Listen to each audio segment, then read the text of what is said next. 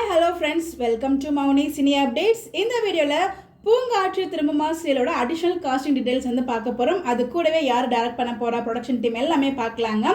So இந்த சீரியலில் வந்து பார்த்தீங்கன்னா மெயின் லீடாக நம்ம சமீர் அண்ட் ஷோபனா தான் பண்ணுறாங்க.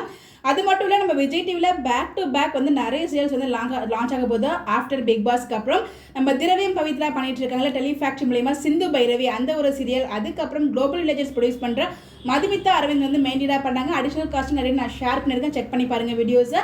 அது வந்து ஐயனார் துணை அப்படிங்கிற ஒரு சீரியல் வந்து வருது. அதை தொடர்ந்து நம்ம சத்யா இருக்காங்க இல்லையா, எதிர்நீச்சல் ஆதிரை, அவங்களும் ஸ்ரீயும் சேர்ந்து தனம் அப்படிங்கிற ஒரு சீரியல் வந்து பண்ணுறாங்க. இது எல்லாமே விகடன் நியூஸ்லுமே இருக்குங்க. ஸோ டோட்டலாக வந்து கிட்டத்தட்ட 4 to 5 சீரியல்ஸ் வந்து இருக்குது. அதை பற்றி அப்டேட்ஸ் எல்லாமே நான் ஷேர் பண்ணியிருக்கேன் நம்மளோட வீடியோவில். நீங்கள் போய் செக் பண்ணி பாருங்கள். உங்களுக்கு ஏதாவது டீட்டெயில்ஸ் வேணால் நீங்கள் கமெண்ட் பண்ணுங்கள், அந்த வீடியோ வந்து கண்டிப்பாக நான் எக்ஸ்பிளைன் பண்ணுறேன். பூங்காற்று திரும்புமா இந்த சீரியலை யார் டைரக்ட் பண்ணுறாங்க அப்படின்னு பார்த்தீங்கன்னா மனோசுந்தரம் சார் இருக்காங்களே, அவங்க தான் டைரக்ட் பண்ணுறாங்க. எந்த டீம் வந்து ப்ரொடியூஸ் பண்ணுறாங்கன்னா நம்ம தாய் கிரியேஷன் இருக்காங்க இல்லையா, தாய் செல்வம் சார் அவங்களோட ப்ரொடக்ஷனில் போயிட்டு இருக்கு. ஆல்ரெடி இப்போ வந்து பார்த்தீங்கன்னா நீனான் காதல் வந்து போயிட்டு இருக்கு. அப்படிங்கிறப்ப நீனான் காதல் எண்ட் ஆகுது அப்படின்னு மாதிரி உங்களுக்கு ஒரு கேள்வி வரும். நீனான் காதல் எண்ட் ஆகலை, பட் அது தொடர்ந்து 1 to 15 அந்த சேல் போச்சுன்னா ரிமைனிங் இருக்க 16 to 30 இந்த செல் அந்த மாதிரி தான் வந்து ஸ்ப்ளிட் பண்ணுவாங்க. 2 செல்லுமே ரன் ஆகுது, எந்த செல்லும் எண்ட் ஆகலை. நம்ம தாய் சாரோட தாய் கிரியேஷன்ஸ் இருக்குல்லையா, அந்த டீம் தான் ப்ரொடியூஸ் பண்ணுறாங்க. மனோசுந்தரம் சார் எதுவுமே டைரக்ட் பண்ணுறாங்க.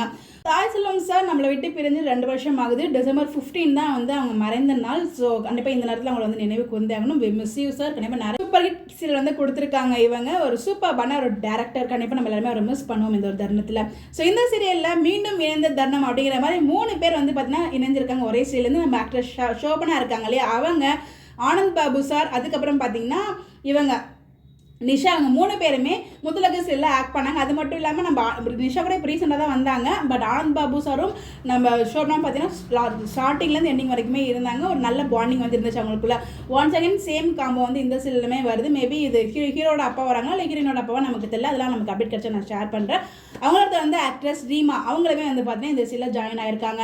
அடிஷனலாக பார்த்தீங்கன்னா ஆனந்த் பாபு சார் இருக்காங்க, அதுக்கப்புறம் ரீமா இருக்காங்க, நிஷா, அவங்க 3 பேர் வந்து பார்த்தீங்கன்னா இந்த ஒரு சீரியலில் ஜாயின் ஆயிருக்காங்க.